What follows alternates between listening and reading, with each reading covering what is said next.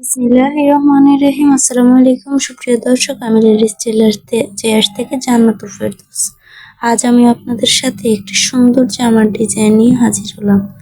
আশা করছি সবাই ভালো আছেন। চলুন আজকের মতো শুরু করা যাক। সর্বপ্রথম আমরা নর্মাল জামার মতোই জামাটি ফ্রক স্টাইলে কেটে নেব এবং আরেকটি সাইড এভাবে আমরা বসিয়ে সুন্দর করে বগল থেকে 6 ইঞ্চি পর্যন্ত নামিয়ে আমরা এখানে কেটে নেব। এবার 6 ইঞ্চি থেকে আমরা ডিজাইনটি শুরু করব। দেখুন 6 ইঞ্চি পর্যন্ত এভাবে কেটে আমরা এই পর্যায়ে সুন্দর করে পিছনের পাটটি সুন্দর করে উঠিয়ে নিলাম এবং এ পাশ থেকে আমরা দেখুন প্রায় 18 ইঞ্চিতে একটি মার্ক করে নিলাম এবং মার্ক করা স্টাইলটিতে এইভাবে রাউন্ড করে ওই 6 ইঞ্চিতে সুন্দর করে রাউন্ড করে এভাবে একটি শেপ করে দিব। দেখুন এইভাবে।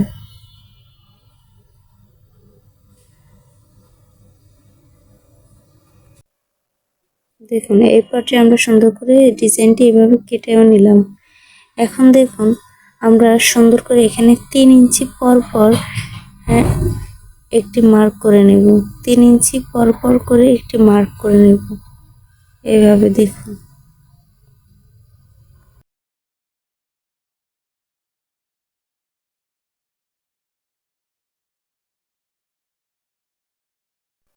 দেখুন পুরোটি পাশ এভাবে পরপর 3 ইঞ্চি মার্ক করে দিয়ে সমান এভাবে করে নিচেও দাগ টেনে নিব 3 ইঞ্চি বরাবর। এবার দেখুন আমরা উপরের কাপড়টি সরিয়ে কি সুন্দর করে 1 ইঞ্চি বর্ডার করে করে গ্যাপ রেখে রেখে সুন্দর করে কুচিগুলো সুন্দর করে একটি আলপিনের সাহায্যে এভাবে সেট করে দিব। প্রয়োজনে চাইলে আপনারা আয়রন করে নিলেও বিষয়টি অনেক সুন্দর ফিনিশিং দেখাবে।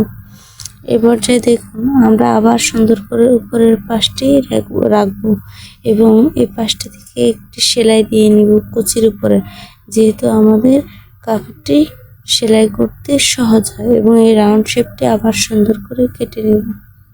দেখুন এই পর্যায়ে আবার আমরা পিছনের পার্টটি জামার উপরে সুন্দর করে বসিয়ে এবার নিচের অংশটি সুন্দর করে কেটে নিব।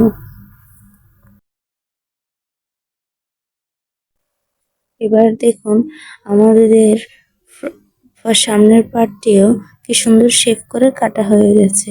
এবার আমরা যার যার ইচ্ছে মতো গলাটি কেটে নিব। এই পর্যায়ে আমরা নর্মাল জামার মতো জামাটি সেলাই করে নিব এবং পিছন পার্টের সাথে সামনের পার্ট জয়েন্ট দিয়ে নিব এবং দেখুন ওই কুচিগুলো সুন্দর করে এভাবে দেখানো স্টাইলে সেট করে নিব। দেখুন এই পর্যায়ে আমাদের জামাটি ঠিক এরকম হয়েছে। আপনারাও চাইলে আপনাদের পছন্দ মতো এই জামাটি এইভাবে তৈরি করতে পারেন। সেলাইয়ের আরো নতুন নতুন টিপস পেতে আমার চ্যানেলের পাশেই থাকুন। আপনাদের ভালোবাসাই এবং দোয়া আমার চ্যানেলের মূল লক্ষ্য। আপনারা আমার জন্য দোয়া করবেন এবং আমার পাশে থাকবেন। আজকের মতো আল্লাহ হাফেজ।